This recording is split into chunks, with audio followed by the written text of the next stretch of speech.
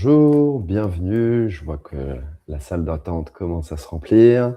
Bienvenue pour un nouveau webinaire HubSpot, une session live aujourd'hui avec des guests que je vais introduire tout de suite. Pour le moment, on va laisser peut-être 2 minutes puisqu'il est 11h28 voilà, on va laisser du temps à tout le monde pour nous rejoindre et on démarrera à 11h30 précise puisque la ponctualité est la politesse des rois. En attendant, je vous introduis le chat. Il y a un chat public où vous pouvez taper tous vos messages. Il y a un onglet Q&A aussi que vous trouverez sur la barre de droite. Proposez vos questions qui seront répondues évidemment à la fin de ce live. On a prévu du temps pour ça. On a une belle conversation et puis on va encore attendre une petite minute avant de démarrer. Hop.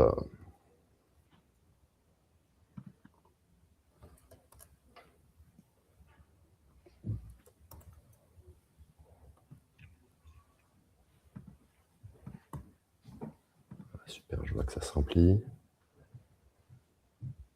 Très bien. Allez. 11h29.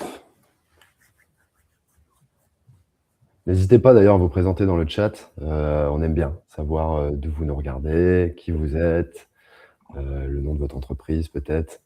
Ça vous permet de tester un peu la fonctionnalité aussi. Comme ça, vous pourrez rendre cette session la plus interactive possible. Allez, 11h30. Bon, c'est parti. Aujourd'hui, sujet brûlant, puisque nos bien-aimés concurrents de Salesforce vont mettre fin à une brique importante dans leur produit. Et on a jugé que le moment était justement opportun pour réfléchir à ces questions de migration. Et c'est précisément ce dont on va parler sur cette session de 45 minutes. Mais avant cela, je vais vous montrer un petit peu notre agenda du jour. Pourquoi migrer? On va parler un petit peu de cette urgence Salesforce, la migration, les bénéfices, les erreurs. Là, il y a plein de conseils à aller glaner. Et puis, on aura un petit peu de projection sur la fin de session avec une vision de l'entreprise augmentée. Et puis, on gardera évidemment du temps pour ceux qui peuvent rester peut-être même un petit peu après midi et quart pour poser des questions. Mais voilà, aujourd'hui, nos intervenants, d'abord Julien. Bonjour Julien, tu vas bien? Salut Julien. Alors, c'est le challenge de ce webinaire, c'est de différencier Julien et Gillian. On va faire tout notre effort pour bien articuler. Alors, moi, je suis Julien, je suis co-PDG de la société Jaya. On est un éditeur de logiciels, 70 personnes. On est un des leaders du CMS en France et des plateformes de gestion de sites web et de portail avec une démarche souveraine. Donc, on est dans une position intéressante pour ce webinaire parce qu'on est à la fois une société qui a migré de Salesforce vers HubSpot, mais on est aussi des prescripteurs de CRM et de transformation digitale. Donc, est-ce que les cordonniers sont les plus mal chaussés? On le dira à la fin du webinaire. Ça marche. Merci Julien, super intro. Et puis aujourd'hui, c'est Alexandre qui va te donner la réplique. Salut Alexandre. Salut Gillian, merci beaucoup pour l'invitation. Je suis vraiment ravi d'être là aujourd'hui avec vous. Donc moi, je suis le directeur marketing d'Id-Agency. Donc nous, on est un partenaire intégrateur de HubSpot en France. On est basé à Lyon, on est 25 personnes.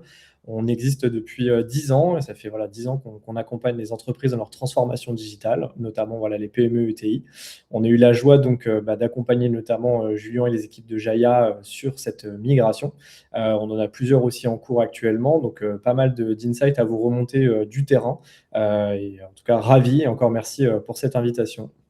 Mais avec grand plaisir. Écoute, comme on aime bien mettre nos invités à l'aise, je vais te laisser la main sur les slides et puis je vais te laisser embrayer sur une super conversation avec Julien. Je reste ici, mais je demeurerai silencieux. Ça marche? Avec grand plaisir. Écoutez, encore une fois, si vous avez des questions, n'hésitez pas à les poser. On sera ravis d'y répondre à la fin. En tout cas, on est là pour aussi avoir de l'interaction et des échanges avec vous. Donc, c'est un retour du terrain qu'on vous propose et on espère en tout cas pouvoir vous amener un maximum de conseils. Pour démarrer, peut-être déjà expliquer un petit peu pourquoi ce webinaire et pourquoi cette migration, pourquoi parler de ce sujet-là. Peut-être avant de démarrer et de rentrer vraiment dans le cœur du sujet et de parler de la méthodologie, ce qui est intéressant, c'est avec toi, Julien, de pouvoir aussi comprendre le contexte dans lequel Jaya était à ce moment en fait, de la migration et de cette volonté de migrer. J'aimerais vraiment qu'on remonte à l'origine de ce projet. Est-ce que tu peux nous expliquer ce qui vous a amené chez vous à questionner votre usage de Salesforce, quels étaient un peu les irritants au quotidien et qui vous a amené à réfléchir peut-être à migrer de CRM? Avec plaisir. Il y a eu pas mal d'éléments un peu fondateurs qui nous ont amenés à réfléchir à HubSpot. Initialement, les teams marketing et sales étaient gérés par deux équipes différentes. Je suis désolé, je ne vais pas vraiment suivre la structure du slide, mais on va retomber sur nos pieds à la fin. Étaient gérés par deux teams différentes. Et donc, il y avait la team Salesforce avec les commerciaux et ensuite la team marketing avec toute la stack marketing un petit peu dispersée. Et à l'époque, moi, j'ai repris le pilotage de ces deux équipes. On s'est rendu compte qu'on avait des difficultés à uniformiser les attentes des deux équipes. Il y avait beaucoup de frustration entre les sales et le marketing ou vice-versa. Et donc, l'unification des outils, pour nous, était un des moyens de parvenir à harmoniser les KPI et l'outil pour discuter de la stratégie. On avait aussi des enjeux de coût. C'est qu'en fait, Salesforce était un bon outil pour piloter les sales, mais en fait, on se retrouvait à implémenter toute une panoplie d'autres outils à la base, sur le côté pour détecter de l'intent, automatiser des touchpoints sur les réseaux sociaux, sur les mails et d'autres. Et donc, ça, plus le coût d'intégration de ces différents outils, on s'est retrouvé avec des factures qui étaient assez complexes. On avait aussi un déficit d'adoption. Alors, pour ne pas cracher sur Salesforce, je pense que c'est un bon outil pour certaines sociétés, probablement les sociétés qui sont beaucoup plus grosses que nous. En l'occurrence, nous, c'était un outil qui a ajouté beaucoup de complexité et surtout qu'on n'avait pas les moyens de maintenir. Moi, j'entends souvent dire, et je ne sais pas si c'est vrai, mais en tout cas, c'est une forme de croyance chez moi, c'est qu'une société est mature pour utiliser Salesforce si elle a les moyens d'avoir une personne qui va aller le maintenir à temps plein. C'est clairement pas notre cas. Et donc, on avait un déficit d'adoption sur Salesforce. C'était juste trop compliqué, trop difficile, trop de données un peu partout. Et donc, on se retrouvait à utiliser 5% des fonctionnalités qui nous étaient offertes et c'était vraiment un gâchis.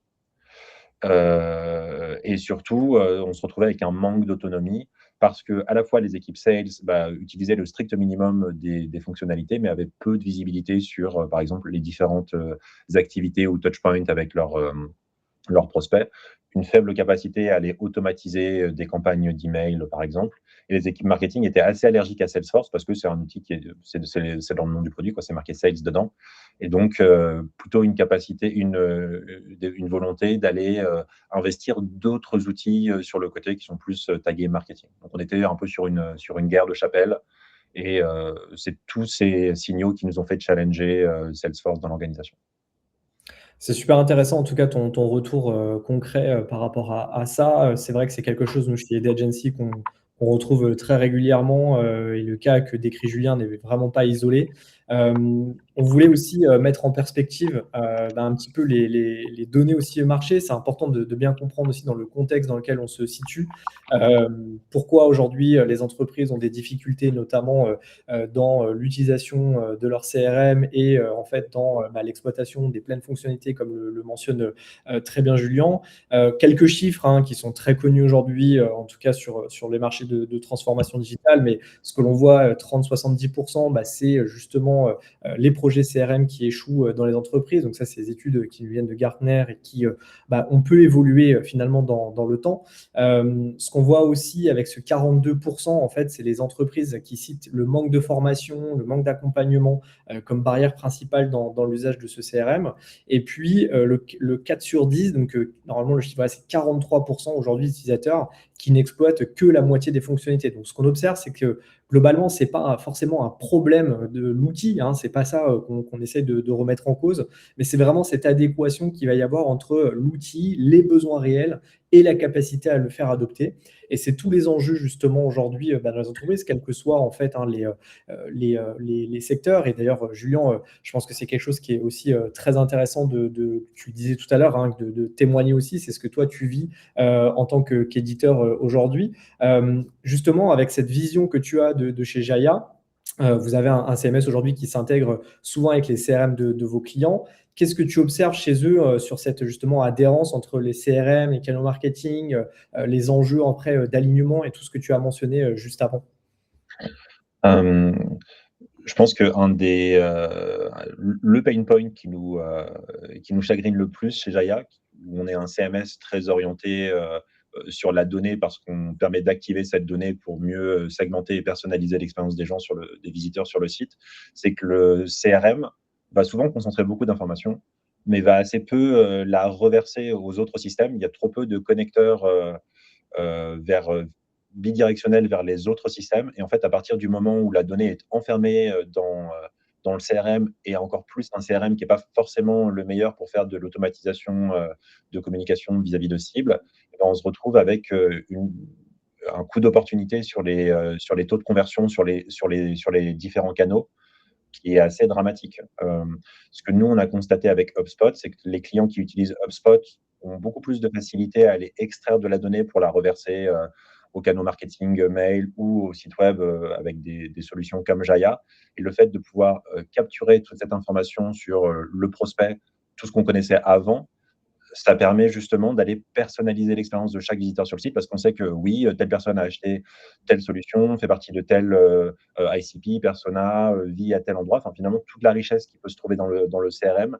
Et en fait, cette richesse, elle doit absolument servir à aller optimiser les taux de conversion des autres canaux. Et si possible, pas juste avec des exports de fichiers CSV qu'on va aller laborieusement réintégrer dans d'autres outils. Le constat aussi, c'est que la simplicité favorise l'adoption. C'est un peu impensif, mais c'est tellement quelque chose qu'on constate au quotidien que je n'osais pas ne pas le remettre sur ce slide. On préfère 5 très bonnes fonctionnalités utilisées au quotidien et totalement intégrées au workflow des gens, plutôt que l'usine à site qui, sur le papier, quand on va faire un appel d'offres pour un CRM, va cocher toutes les cases, mais va se traduire par aucun gain de productivité et d'autonomie pour les utilisateurs.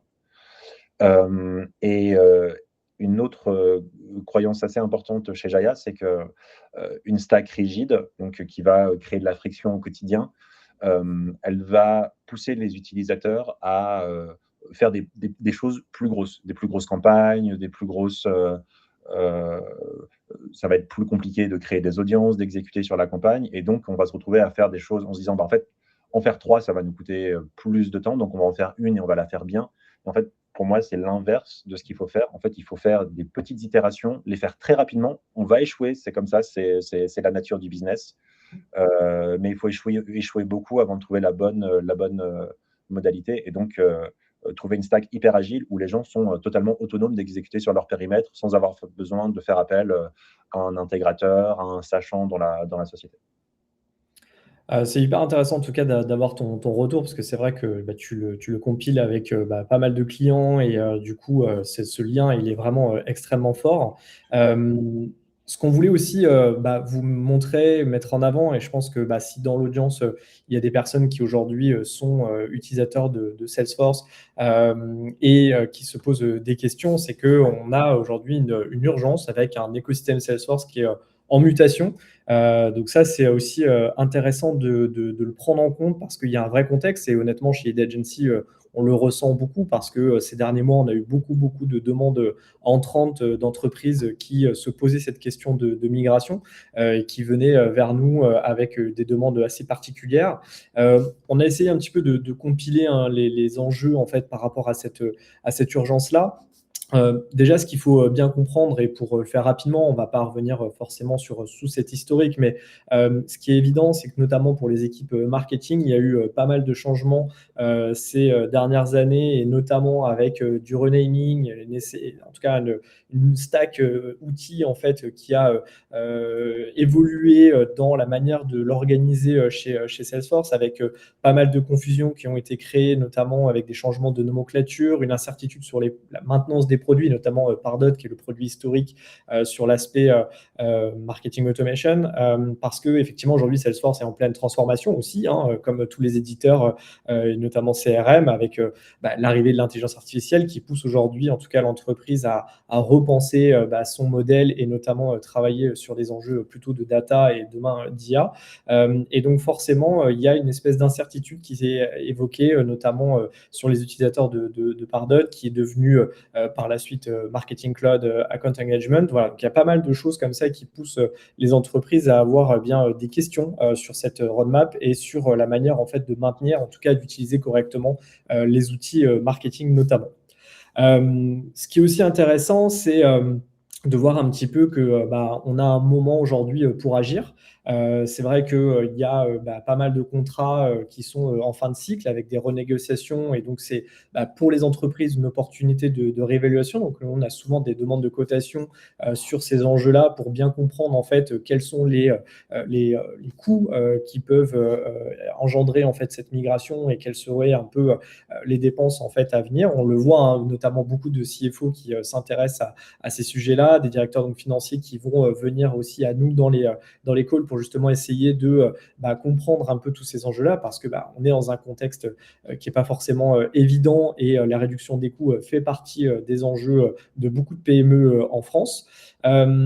Cette fameuse incertitude dont on parlait juste avant, hein, qui pousse évidemment à la réflexion avec des dirigeants, et comme Julien le mentionnait, qui cherchent à évaluer l'efficacité de leur stack technologique, de bien comprendre en fait les attentes et les besoins des équipes commerciales, marketing, de favoriser l'alignement entre ces équipes, d'avoir une donnée qui est partagée, qui est bien exploitée pour essayer d'avoir un petit peu plus de performance dans leur quotidien. Donc vraiment quelque chose aujourd'hui qui pose beaucoup de questions en fait, hein, au sein des entreprises.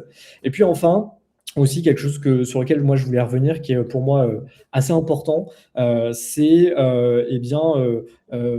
cette avance que pouvait avoir effectivement Salesforce. Et tu le mentionnais, Julien, je pense que pour certaines entreprises, effectivement, c'est un outil qui est très bien adapté. Mais je voulais aussi mentionner, parce que c'est quelque chose qui revient souvent, je vois dans les échanges que je peux avoir avec des pairs dans la direction marketing, c'est est-ce que HubSpot est aujourd'hui au niveau? Nous, on le voit, hein, depuis maintenant 10 ans chez Lead Agency, toute l'évolution outils, produits qui a énormément évolué ces dernières années, qui s'est fortement accéléré, avec des outils qui sont natifs, qui sont au sein d'une même plateforme.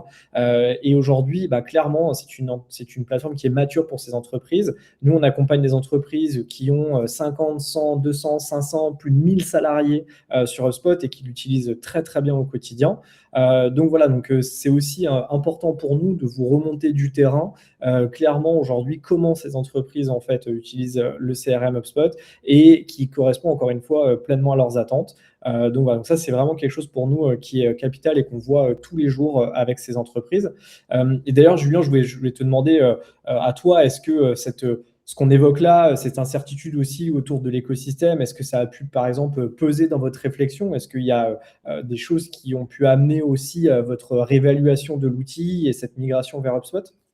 Dans les choses qui sont intéressantes dans ce que tu viens de dire, c'est que quand on a jaugé la maturité de HubSpot par rapport à Salesforce, parce qu'on avait 15 ans d'historique dans Salesforce, donc on se posait beaucoup de questions sur la maturité d'un outil plus simple à répondre à nos enjeux. Et quand on a fait notre liste à la Prévert de toutes les fonctionnalités, de tous les tableaux de bord que l'on voulait migrer et qu'on vous les a soumises, on s'est rendu compte qu'il y a des choses qu'on n'était pas capable de migrer en l'état, qu'il y avait des fonctionnalités qui n'existaient pas. Et on a eu ce moment de recul où on s'est dit, mais en fait, est-ce que HubSpot a vraiment la maturité pour répondre à nos enjeux? Et en fait, on a quand même pris la décision de migrer malgré ces quelques doutes, parce qu'il y avait des grosses économies et un gros potentiel de fédération des équipes et de simplification. Donc, la balance des risques et des bénéfices était quand même bénéficiaire. Rétrospectivement, tu vois, ça fait 1 an qu'on a migré. Jamais on s'est dit, en fait, c'est trop con, HubSpot n'est pas capable de répondre à tel besoin. Des fois, on a fait un peu différemment, tu vois, des tableaux croisés hyper compliqués qu'on avait avant, qu'on n'a pas été capable de reproduire exactement. Mais en fait, on trouve toujours des modes de fonctionnement qui pallient très bien et qui ne sont même pas des crève-cœurs. Donc, je pense qu'il ne faut vraiment pas s'arrêter juste à la comparaison des fonctionnalités. La qualité d'un outil, ça va bien au-delà de ça. 100% aligné avec ce que tu dis et c'est vrai que ça, encore une fois, c'est des choses qui nous sont remontées du terrain, aussi cette capacité à repenser et à simplifier aussi des processus qui avaient pu être parfois complexes au sein de Salesforce. Et on a eu l'occasion, notamment avec vous, de bien aussi reposer ces process-là. On va en reparler juste après, mais c'est ce qui est pour moi important de pouvoir à un moment donné aussi mieux cadrer en fait les équipes dans leur quotidien pour avoir encore une fois plus de performance. Maintenant qu'on a compris le pourquoi, je ne sais pas si vous avez des questions, n'hésitez pas encore une fois à les poser dans le chat et on y répondra avec grand plaisir à la fin. C'est de comprendre maintenant en fait comment on va s'y prendre. Parce qu'évidemment, c'est bien beau de dire tiens, ok, il y a des choses intéressantes, j'ai envie de migrer, mais concrètement, comment ça va se passer au quotidien? Et c'est là où aujourd'hui, moi j'aimerais vraiment témoigner en tant qu'ID Agency et avec Julien aussi en appui sur cette migration en pratique. Comment ça se passe aujourd'hui pour les entreprises? Déjà, ce qu'il faut bien comprendre dans une étape de migration, c'est que on a une première phase qui est là pour poser un cadre stratégique. Ça, c'est quelque chose qui est pour moi extrêmement important, qui du coup fait écho en fait au rôle des consultants CRM chez ID Agency avec les clients, avec une erreur classique, et un petit peu ce qu'évoquait Julien juste avant, cartographier toutes les fonctionnalités de Salesforce et essayer de les reproduire dans HubSpot. En fait, ça ne marche pas comme ça. L'idée, c'est quand même de pouvoir reposer des bases saines avec une bonne approche, donc de repartir encore une fois des cas d'usage métiers réels des équipes marketing, commerciales et aussi potentiellement service client, et puis de se poser les bonnes questions. C'est-à-dire quels sont aujourd'hui nos processus commerciaux critiques, qui utilise le CRM concrètement chez nous et pourquoi faire, quels sont les reportings qui sont indispensables, et tu le mentionnais Julien, parfois ces reportings ne seront pas totalement les mêmes, mais c'est pas grave, on trouvera une autre manière de fonctionner, et quelles sont aussi les intégrations nécessaires, puisque parfois les entreprises utilisent différents outils autour d'un CRM qui peuvent du coup avoir aussi un impact dans le choix que l'on va faire dans ces connecteurs. Le plus gros défi finalement de ce cadrage, c'est de réussir en fait à mapper en fait cette structure un peu rigide de Salesforce, par exemple sur le mapping des objets, qui fait partie des enjeux de chez Salesforce, de différencier les leads par exemple des contacts, vers la fluidité en fait de HubSpot, avec notamment ce cycle de vente qui est beaucoup plus naturel en fait dans le CRM. Et c'est là qu'on va vraiment simplifier par exemple la vie des commerciaux. On va plus être obligé de convertir un lead manuellement, le système va le faire pour eux. Donc voilà, c'est typiquement ce genre de sujets qui nous sont remontés en fait par les clients et qui souhaitent migrer. Et donc notre travail en tant qu'intégrateur HubSpot, c'est justement bien de reposer ce cadrage. Justement, Julien, peut-être chez Jaya, sur cette partie-là, ce que l'on voit, c'est qu'il y a eu des ateliers qui ont été mis en place pour redéfinir les priorités. Est-ce que tu peux nous témoigner un petit peu de comment s'est passée cette phase? Qui c'est que vous avez mis autour de la table? Comment vous avez un peu abordé ces ateliers de cadrage avec nos équipes? Ouais, je pense que ces ateliers se sont bien passés parce qu'on a eu tout de suite une approche bottom-up. Alors, on a notre expérience d'éditeur de CMS où on sait que c'est les opérationnels du quotidien qui travaillent dans l'outil et qui vont faire ou défaire l'expérience, et c'est pas le PDG avec sa magie qui va réussir à déterminer quelles sont les fonctionnalités qui sont réellement importantes. Donc, l'approche bottom-up où on a été où on a impliqué toutes les équipes, tous les parties prenants dès le début, ça c'est quelque chose qui s'est bien passé, qui a été assez salvateur. L'erreur qu'on a peut-être fait au début, mais ça a été corrigé assez rapidement, c'est qu'on a impliqué naïvement que les sales et le marketing. En fait, il y a plein d'autres équipes qui sont utilisatrices au quotidien d'un CRM. Il y a le contrôle de gestion, il y a nous des équipes de consultants et de support qui ont besoin d'avoir accès à de la donnée sur les clients et qui vont même aller enrichir cette donnée dans le CRM. Donc, impliquer tous ces gens-là, la comptabilité aussi, impliquer tous ces gens-là, ça a été vraiment nécessaire. Et je pense qu'il y a un gros challenge qui est totalement antinomique avec ce que je viens de dire, c'est qu'il faut qu'il y ait le moins de gens possible dans la conversation parce que une prise de décision collégiale à 20, c'est pas quelque chose qui se fait naturellement ou efficacement. Et donc, moi, je préconise, en tout cas, c'est notre expérience dans le CMS et je pense qu'il y a beaucoup de parallèles avec le CRM. Je préconise d'avoir des champions dans chaque équipe qui vont aller fédérer leurs propres équipes, être la voix. de ces équipes et éviter d'aboutir à une situation où une équipe en phase de go live de HubSpot se rend compte qu'elle n'a pas été consultée et donc finalement ça va créer un déficit d'adhésion qui peut tuer l'utilisation du produit à long terme. Donc un champion qui représente l'équipe, qui fédère réellement les besoins de tous les utilisateurs, je pense que ça fonctionne assez bien. Une fois qu'on a posé donc cette partie cadrage qui est très importante avec ces équipes, on va, nous, de notre côté, travailler donc sur ces aspects d'audit et de préparation de données, parce que c'est tout l'enjeu, effectivement, d'aller adresser cette migration à travers donc, tous les enjeux de données qui sont dans un CRM pour les envoyer donc vers une nouvelle plateforme. Le principe, c'est évidemment de ne pas tout répliquer. On l'a évoqué déjà plusieurs fois. L'objectif de cette migration, c'est de trouver les bonnes données et celles qui vont permettre, encore une fois, de bien correspondre à ce nouveau système et de pouvoir répondre, encore une fois, aux attentes qu'on aura définies dans le cadrage en amont. Ce qu'on va faire aussi, c'est un gros travail d'audit, de qualité de données, puisque évidemment, si vous envoyez des données qui sont pas bonnes, mauvaises, obsolètes, pas à jour, etc., ça va aussi se répliquer dans le nouveau CRM. Ce n'est pas, encore une fois, une question d'outils. C'est vraiment aujourd'hui un enjeu très fort. Donc, on a un gros travail en amont sur cette fameuse qualité de données, donc un travail de nettoyage. De bien comprendre aussi quelles sont les propriétés utilisées vs les propriétés inutiles pour voir aujourd'hui comment répliquer effectivement ces propriétés et comment les retrouver dans HubSpot dans ce nouveau fonctionnement. L'association entre les objets, encore une fois aussi très important, une différence entre les deux plateformes qui est notable et donc qu'il faut bien prendre en compte avec du coup les contacts, les entreprises, les transactions qu'on va retrouver dans HubSpot, et puis tout l'historique d'activité, puisque comme tu le mentionnais Julien, vous aviez notamment plusieurs années d'historique chez Jaya, donc dans Salesforce, et qu'est-ce qu'on transfère du coup vers ce nouveau CRM. Avec donc cette question clé, est-ce qu'on a vraiment besoin de migrer ça? Et d'ailleurs, ça c'est un point aussi important pour toi Julien, je sais qu'on en a parlé encore récemment, notamment sur la quantité de données. Est-ce qu'on reprend tout un historique ou pas? Je pense que c'est des choses aussi où tu as aussi vécu un petit peu cette migration, notamment sur les données, qui était assez intéressant à partager.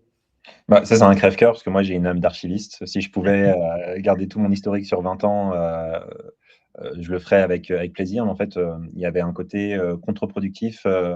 En fait, quand on voit les équipes dédoublonner de la donnée, vérifier qu'il n'y a pas des champs qui n'ont pas été remplis ou avec des données qui sont corrompues, quand elles le font sur un historique de 6 mois ou 1 an, c'est déjà douloureux. Si on leur demande de le faire sur les 15 dernières années, au cas où, c'est une demande qui a plus beaucoup de sens. Mais il y a des questions très concrètes qui nous ont beaucoup aidés, qui nous ont été apportées par les consultants ID Agency qui nous ont aidés. Est-ce que vous avez déjà consulté cette donnée dans les 6 derniers mois? En fait, souvent la réponse était non, et du coup, ça permet de prendre des décisions assez simples et aussi se poser la question de dans quel processus chez Jaya est-ce que cette donnée pourrait être utile réellement. Et souvent, en fait, on se rend compte que il y a beaucoup de données qu'on souhaite conserver, cette donnée est un peu vaine. Elle a peut-être été utilisée il y a 3 ans ou pas. Et il y a un côté un petit peu libérateur aussi de se connecter du jour au lendemain sur son nouveau CRM, HubSpot, et en fait se rendre compte que toute la donnée est utile et qu'il n'y a pas juste tout cet historique qui nous alourdit. Donc, c'est difficile. Moi, je peux en témoigner, ça a été douloureux, mais c'est aussi libérateur. Donc, il faut se faire un petit peu violence. Ça fait gagner en agilité pour la suite. Ok, super intéressant en tout cas ton feedback. Avant de passer à l'étape d'implémentation, n'hésitez pas encore une fois à poser vos questions. J'ai vu Jonathan poser une question très intéressante par rapport à ce qu'on a évoqué avant. On la prendra à la fin avec grand plaisir. Mais encore une fois, n'hésitez pas. S'il y a des choses qui ne sont pas claires ou vous souhaitez qu'on approfondisse, c'est le moment et on aura encore une fois du temps à la fin pour le faire. Étape évidemment clé, c'est cette fameuse implémentation. Une fois qu'on a défini le cadre, qu'on a auditer la qualité de données, qu'on sait exactement ce qu'on va migrer, c'est l'implémentation, c'est le moment du changement. Donc, il y a 2 théories, il y a 2 façons de faire qui sont intéressantes.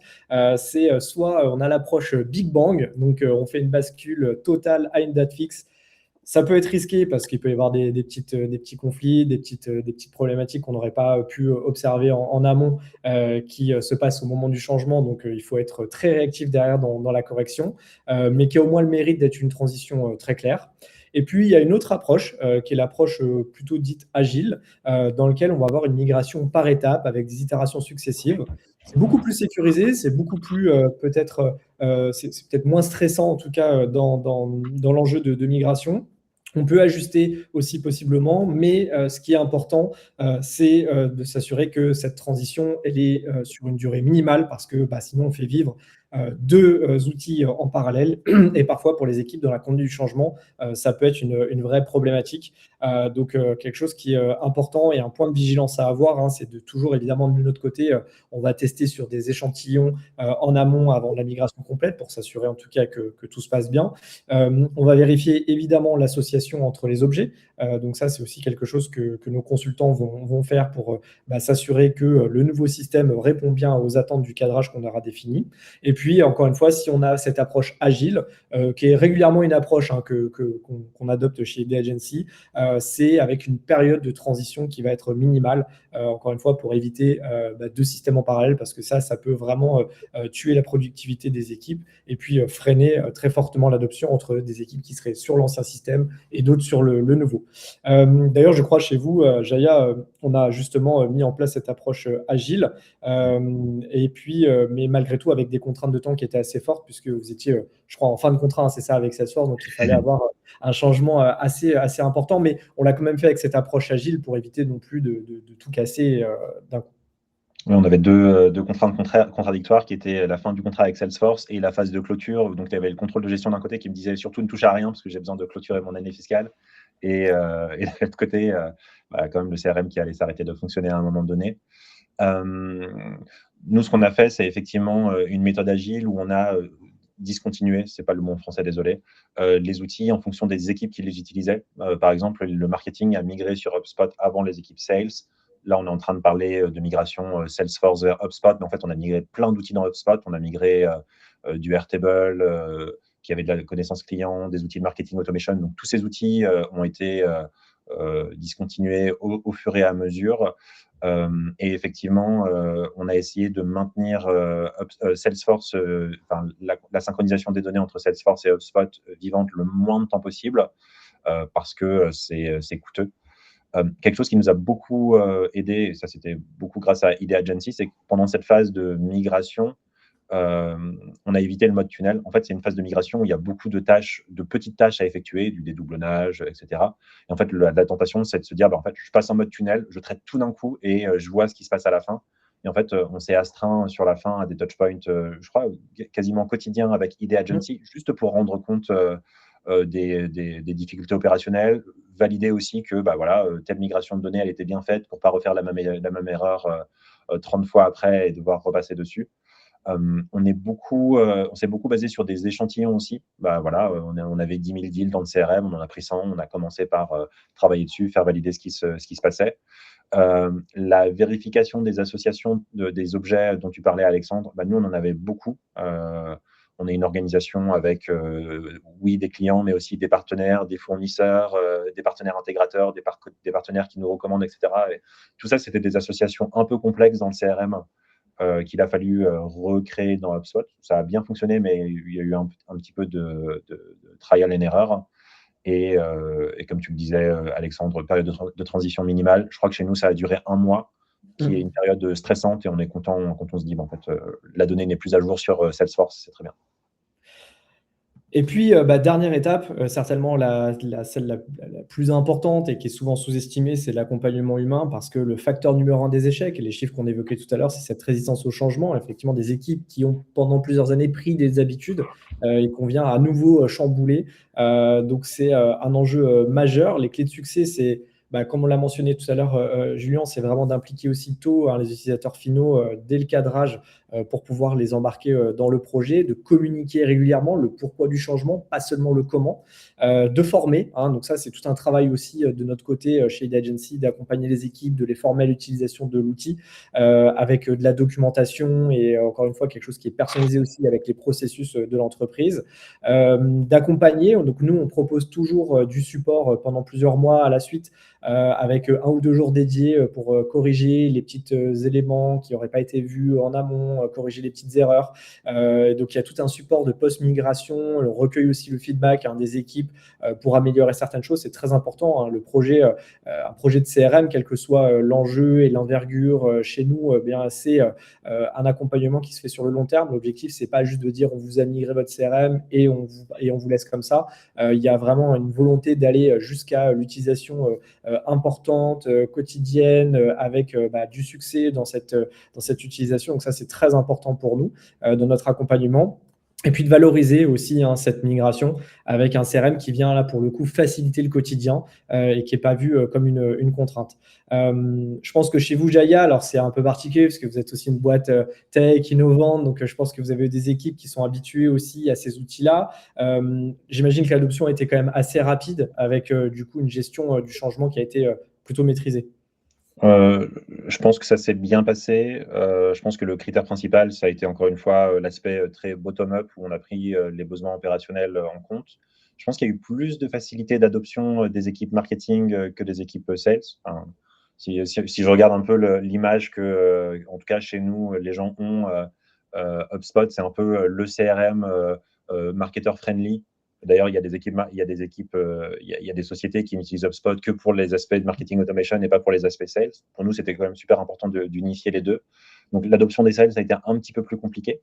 Je pense que l'aspect mais quand même très réussi. Je pense que l'aspect hyper important de ce que tu exposes, Alexandre, c'est que la fin de la migration, quand HubSpot devient le CRM de facto, c'est pas du tout la fin de l'histoire, c'est le début et il faut quand même continuer à réitérer parce qu'il va y avoir des petits points de friction, des dashboards à réajuster, des choses comme ça. Et c'est après quelques itérations que les gens vont réellement réussir à s'approprier l'outil et avoir l'impression qu'il a été fait pour eux.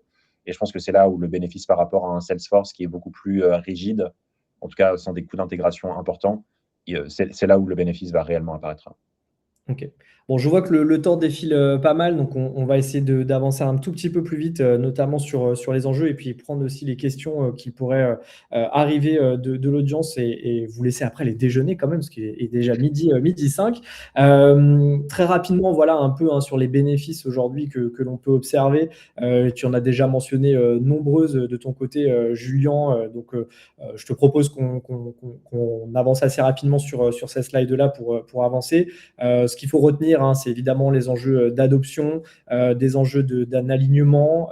Tu le mentionnais aussi du côté de Jaya, une meilleure observabilité des prospects avec des fonctions commerciales notamment qui vont accéder plus facilement aux informations. Une autonomie retrouvée, plus de reporting. Quelque chose aussi qu'on a mentionné déjà plusieurs fois, mais aussi cet aspect des connexions. Avec HubSpot, il y a toute une marketplace avec la possibilité de connecter le CRM avec tous ces outils-là. Et ça, c'est des choses aussi aujourd'hui qui a pesé dans le coût total, je crois, Julien, par rapport à cette migration, avec des connecteurs qui étaient plutôt payants côté Salesforce et qui sont devenus gratuits là avec HubSpot. Et puis, je pense en termes de coût, ce qui est important, et c'est là, je pense que tu peux juste peut-être dire un petit mot, c'est 50% d'économies constatées entre les deux plateformes à un périmètre équivalent en fait.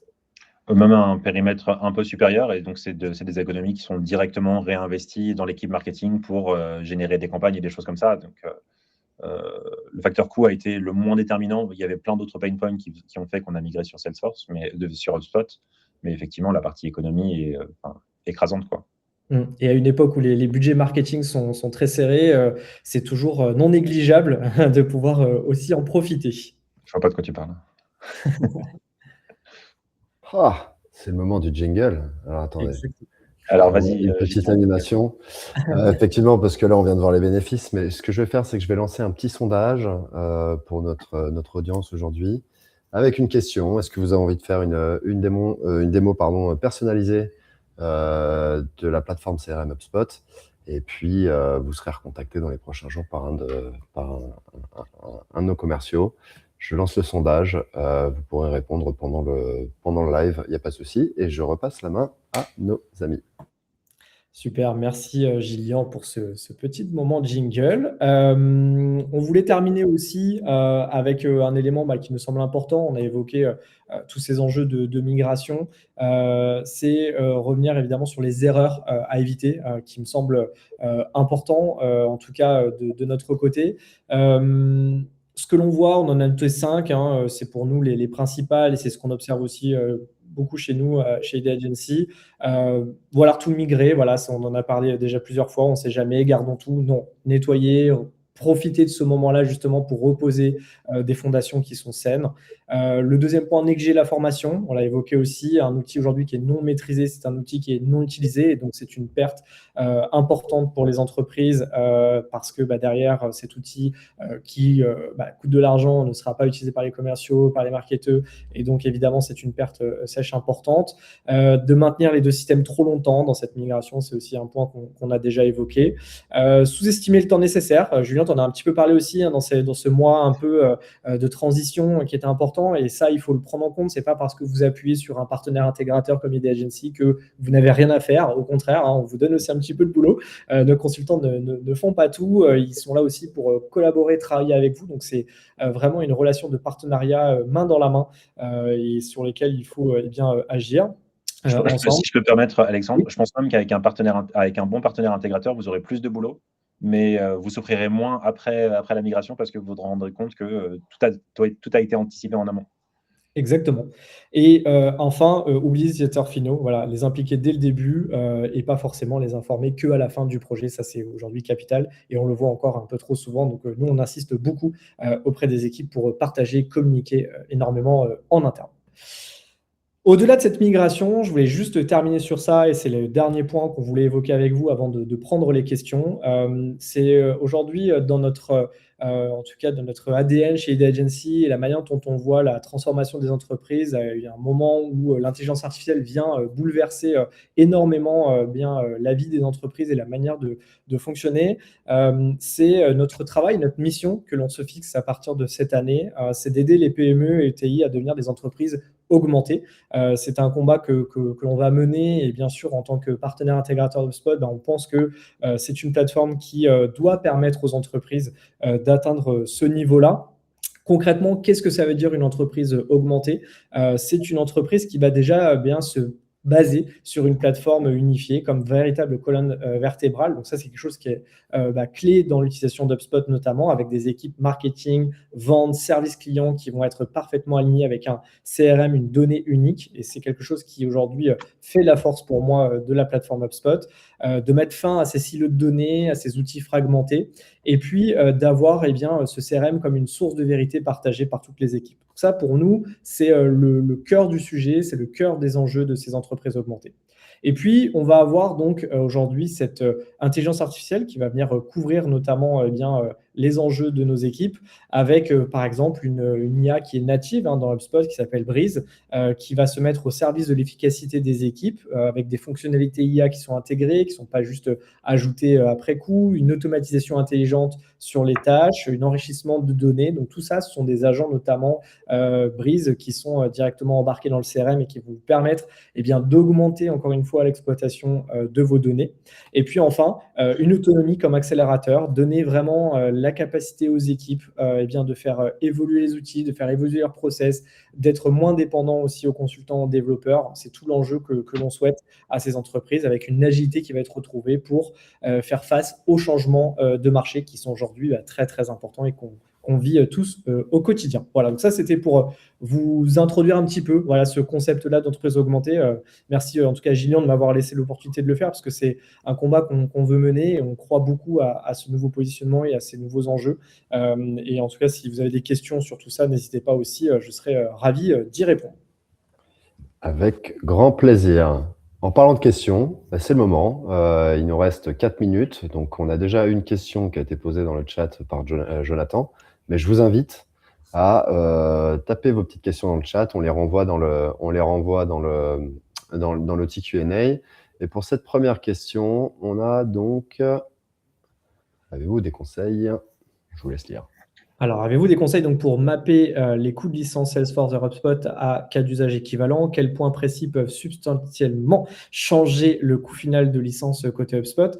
Alors effectivement, il y a en termes de conseils, je pense que le mieux, et c'est le travail notamment que l'on a fait avec Julien, c'est de collaborer avec HubSpot et un partenaire intégrateur comme ID Agency, puisqu'on va pouvoir venir travailler à vos côtés en avant-vente sur les enjeux justement de compréhension de vos process, de vos besoins d'équipe et de ce que vous souhaitez faire. Et l'idée, c'est tout le travail que l'on mène nous avec notamment donc, les entreprises qui veulent migrer et d'étudier en amont ce coût et de ce que ça va représenter. Il y a aussi évidemment un coût de migration qui peut peser un peu dans la balance. Les points précis qui peuvent substantiellement changer le coût final de licence côté HubSpot, c'est sur des fonctionnements tout simples, c'est-à-dire qu'on a d'un côté le coût par utilisateur, donc sur les équipes commerciales, marketing, service client, on va avoir un enjeu de combien d'utilisateurs vont prendre la plateforme et utiliser la plateforme. Et puis après, sur notamment les enjeux marketing, ça va être sur les contacts, la base de données que vous souhaitez adresser d'un point de vue marketing, qui peut avoir un enjeu sur évidemment le coût. Et puis, comme pour tous les éditeurs de CRM, il y a différents niveaux de licence en fonction des usages et des fonctionnalités que vous souhaitez avoir. Donc, je pense que le plus simple, vraiment, c'est de pouvoir collaborer avec un partenaire intégrateur et avec HubSpot pour justement bien identifier, cadrer votre projet et vous donner le coût le plus adapté possible. On a une deuxième question, plus pour toi cette fois, Julien. Vous allez mis en valeur la souveraineté de votre solution pour migrer vers une solution US plutôt qu'européenne. C'est quoi la réaction de vos clients? Question intéressante. Oui, c'est une question intéressante. Merci de la poser. Je pense que pour nos clients, la souveraineté de notre solution, c'est où est-ce que Jaya va héberger, où et comment est-ce que Jaya va héberger les données de ses propres clients. Parce que quand on héberge son site sur Jaya, on va aller capturer des données comportementales sur les visiteurs, des données à caractère personnel. Donc, ces données-là, je suis d'accord, c'est super important de s'assurer qu'elles soient hébergées dans un data center souverain, chez un acteur européen, etc. Je pense que la question du CRM qu'utilise Jaya, qui est donc un outil qui permet de piloter la stratégie commerciale et marketing de Jaya, est un peu périphérique. Je ne dis pas qu'elle est totalement décorrélée, et vous avez raison de pointer une forme d'incohérence, mais on assume ce choix quand on a benchmarké les différents CRM pour regarder ceux qui répondaient réellement à nos besoins. HubSpot est sorti de manière assez flagrante, et donc on n'a pas forcément poussé la cohérence jusqu'au bout, mais je vous remercie de la question parce qu'elle méritait d'être posée. À moins qu'on ait une dernière question, on est à 12h15. J'avais parlé de ponctualité. Écoutez, on ne peut pas faire mieux. Une dernière question peut-être, là, sur la fin. Si je ne vois rien dans le chat, on va pouvoir conclure cette session. Remercier nos speakers, remercier notre audience aussi d'avoir été assidue. On n'a pas perdu tout le monde est resté jusqu'à la fin, donc bravo, contrat rempli. Je vous remercie Julien, Alexandre. C'était une session très instructive. Moi, j'ai pris plein de notes, personnellement.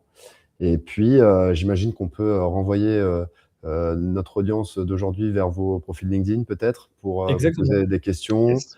Ne pas hésiter. Et moi, je vous dis à bientôt pour un nouveau webinaire HubSpot. Merci à tous. Au revoir. Merci beaucoup. Au revoir.